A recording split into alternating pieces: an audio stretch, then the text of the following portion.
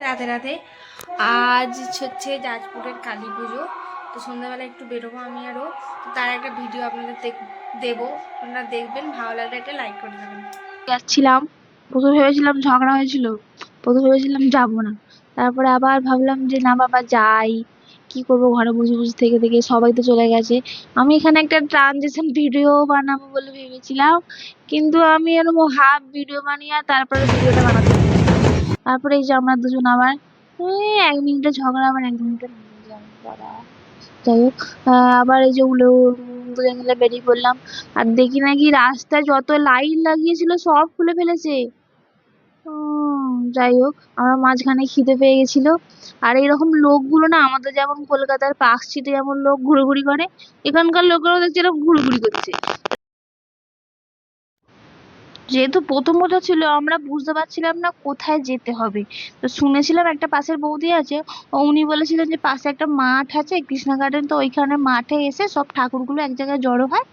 তো ওইখানে সবাই এসে বিভিন্ন রকম মানে ওই কি সব করে, নাচানাচি করে, এইসব করে জানি না। তো আমরা গিয়েছিলাম ওই রকম দেখতে। তো এখানে না এক হাত ছাড়া ছাড়া বেশ বেশ ওই খাবারের দোকান বসেছিল, কিন্তু খাবারগুলো আমার পছন্দ হয় না কেন কি জানি। মানে কর্ন যে করি আমরা, ভুট্টা যেটা খাই আমাদের ওখানে পুড়িয়ে, আর এখানে ওরা দেয় সেদ্ধ করে। আমি ওটা খাই, আমার বেশ ভালো লাগে, কিন্তু আমার হাজবেন্ড খায় না। যাই হোক, আর অনেক রকম বসেছিল, মানে এগ রোল, চাউমিন, বিরিয়ানি। কিন্তু যারা বাঙালি না, কলকাতায় খেয়ে হাওড়ায় খেয়ে এসব অভ্যাস, তারা এখানে এসে খেতে পারবে না। মানে এখানে অন্যরকম একটু টেস্ট, এনারা পছন্দ করে কিন্তু আমরা পছন্দ করবো না। যেখানে যেমন টেস্ট, মানে যেখানে যেমন মানুষ পছন্দ করে, ওরা ওরা হয়তো গিয়ে ওখানে পছন্দ করবে না। যাই হোক, এখানে মেনলি না 5-6টা এরকম বড় বড় প্যান্ডেল হয়। তো তারাই এখানে মানে ভাসানে আসে। যতগুলো ঠাকুর দেখেছিলাম তার মধ্যে এখানে গোলাই চকের ঠাকুরটা ভালো হয়েছিল, ওখানে প্যান্ডেলটা খুব সুন্দর হয়েছিল। তো তাদেরই একটা গ্রুপ ছিল, তারাই এরকম এইরকম মানে অঘুরি বাবা নিয়ে এসে নাচানাচি করছিলেন।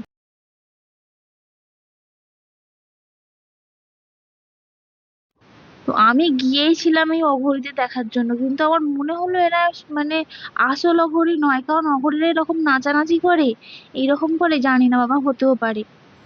অঘরীরা ছাড়াও এখানকার লোকাল মেয়েরা মানে একটু নাচছিল।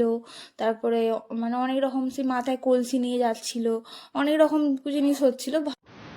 এখানে মেনলি 4-5টা ভালো রকম প্যান্ডেল ঠাকুর হয়, তো তারাই ওই এক জায়গায় এসেই মাঠে, একটা মাঠ আছে ওখানে এসে এক জায়গায় জড়ো হয়, এসে ওইখানে অনেক রকম অনুষ্ঠান হয়। আমি দেখিনি, অনেক রাত্রিরে হয়েছে যেহেতু।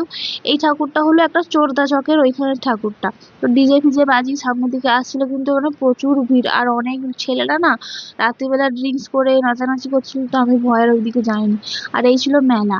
মেলার ভিতরের দিকগুলো জিনিসগুলো কম, এই বাইরেই জামা কাপড়ের বেডশিটের ভালো রকম দাম বলছিল, কিন্তু ভিতরের দিকে ওই 5 টাকার ক্লিপ, 5 টাকা হরেক রকম জিনিস এসব বিক্রি হচ্ছিল। খাবার অনেক কিছু ছিল। এখানে কর্ন এরা সেদ্ধ করে খায়, যাই হোক কর্ন চাট বলে যেটাকে আমরা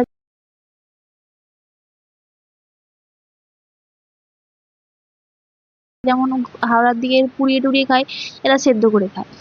তারপরেই আমরা চলে এসেছিলাম, এরকম সারা রাত চলেছে। আমি দেখতে যেতে পারিনি, মানে তাড়াতাড়ি চলে এসেছিলাম। পরের বছরে ঠিক আমি সারা রাত থাকবো ভেবেছি। বেশ ভালো লেগেছে ভিডিওগুলো দেখে।